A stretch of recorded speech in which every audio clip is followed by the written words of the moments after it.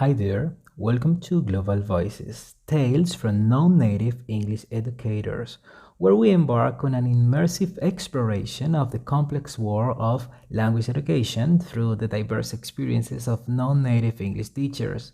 I am your host, John Betancourt, and in today's extended episode, we embark on a deep dive into the transformative journey of becoming bilingual within the EFL classroom alongside the inspiring personal narrative of embracing teaching English as a non-native speaker. My discussion centers around the insightful article Becoming Bilingual in the EFL Classroom and the compelling video Becoming a Non-Native English Teacher, My Personal Story. These resources offer profound insights into the challenges, triumphs, and evolving perspective encountered by language educators on their path to linguistic proficiency and pedagogical excellence.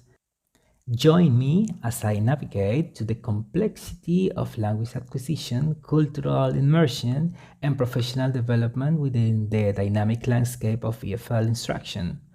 Through the lens of personal experiences and scholarly analysis, I aim to uncover the transformative power of language education and celebrate the diverse voices shaping the global language learning community. Reading Pat Moore's exploration of the concept of translanguaging and its implication for the EFL education has been an eye-opening journey. Moore delves into the ongoing debate within the EFL community regarding the alignment of language attainment with native speaker norms, highlighting the inherent limitation of such model.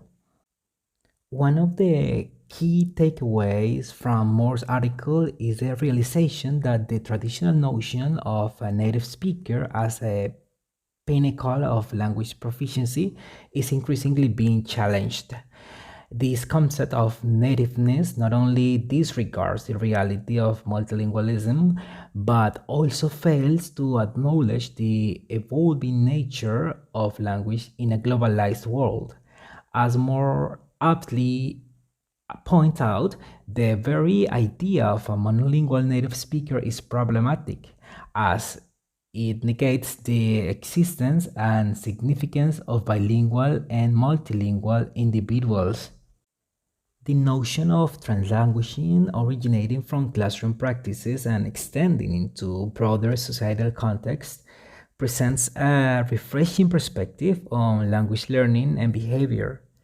It emphasizes the fluidity and interconnectedness of languages, encouraging learners to embrace their linguistic repertoire rather than conforming to rigid monolingual standards.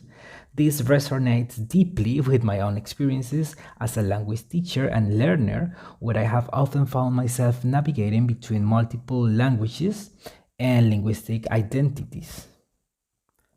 Moore's discussion on an EFL course inspired by translanguaging practices offers valuable insights into students' reactions and perceptions towards bilingualism as a goal in language learning.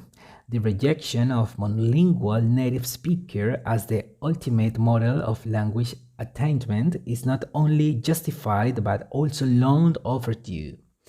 By shifting the focus from nativeness to expertise and communication, educators can create more inclusive and empowering learning environments that celebrate linguistic diversity.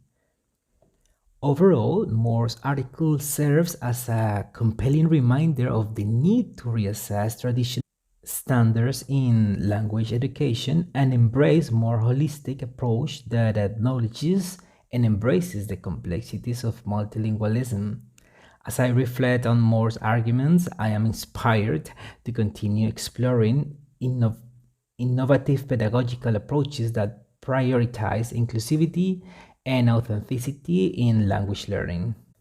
From this article, one aspect that particularly resonates with me is Cook's emphasis on the term L2 user to describe individuals who speak two languages. This choice of terminology reflects a shift away from monolingual centric perspectives and highlights the unique characteristics and capabilities of bilingual individuals. By reframing the discussion in terms of L2 users, Cook underscores the inherent difference between bilinguals and monolingual native speakers, emphasizing the richness and complexity of a mind proficient in multiple languages. The idea of L2 user possess a distinct cognitive profile shaped by the dynamic interaction between two linguistic systems is both fascinating and intuitive. Cook's assertion that the differences between L2 users and native speakers reflect the complexity of bilingual cognition versus the simplicity of monolingual cognition, which resonates with my own experiences as a language learner. I have often found that navigating between multiple languages requires a heightened cognitive flexibility and awareness, which in turn enriches my understanding of language and communication. One aspect that captures my attention is the discussion surrounding the revision of CEFR descriptors, uh, signaling a shift away from the traditional emphasis on native speakers' norms. The decision to drop the reference to native speaker acknowledges the contagious nature of this term and reflects a growing recognition of the need for more inclusive and equitable language education practices. What resonates deeply with me is the idea that translanguaging challenges the notion of languages as discrete entities instead of viewing bilinguals as drawing from a unified linguistic repertoire to effectively communicate. This perspective fundamentally shifts our understanding of bilingual behavior, emphasizing the interconnectedness and flexibility of language use in diverse contexts. As an educator, this research underscores the importance of embracing bilingualism and multilingualism in language teaching practices by creating inclusive and culturally responsive learning environments. Educators can empower students to navigate the complexities of today's globalized world with confidence and proficiency in multiple languages. This reflection encourages me to explore innovative way of incorporating bilingual praxis into my own teaching practice, fostering a more dynamic and enriching learning experience for my students. So now it's time to focus to the deeply personal narrative of Agnieszka Murdoch, a fellow non-native English teacher whose journey embodies the resilience, passion, and dedication of language educators worldwide. As a fellow non-native English teacher, Agnieszka Murdoch's story deeply resonates with me on a personal and professional level. Her journey from being told she could never be an English teacher due to not being native speaker to confidently sharing her knowledge and experiences with learners worldwide is incredibly inspiring. Like Agnieszka, I have faced similar doubts and challenges in my own teaching career. The misconception that only native speakers can effectively teach English is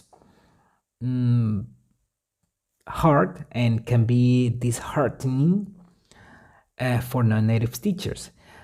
However, Agnieszka's story serves as a powerful reminder that proficiency in a language transcends native speaker status. It is about dedication, perseverance, and a genuine passion for teaching and learning. Listening to Agnieszka's account of her struggles with language acquisition and cultural adaptation, I am reminded of my own journey in mastering English and navigating the complexities of different accents and idiomatic expressions. Her honesty about the difficulties she faced, despite being proficient in English, is both relatable and reassuring. And what strikes me the most is Agnieszka's determination to defy the limitations imposed on her and prove that being a non-native English teacher did not diminish her ability to effectively educate and inspire learners. Her dedication to her craft and her empathy towards her students, rooted in her own experiences as a language learner. And those are qualities I deeply admire and strive to emulate in my own teaching practice. Agnieszka's story is a testament to the value of diversity in the teaching profession and the richness it brings to language education. As non-native English teachers, we possess unique insights and perspectives that can greatly benefit our students. By sharing our stories and embracing our identities as language learners and educators, we can create inclusive learning environments where all learners feel valued and empowered to achieve their language learning goals. In conclusion, Agnieszka's journey serves as a source of inspiration and empowerment for non-native English teachers like myself. Her resilience, passion, and dedication to her craft remind us that our linguistic and cultural backgrounds should not limit our aspirations as educators. Instead, they enrich our teaching practice and foster meaningful connections with our students. Thank you for joining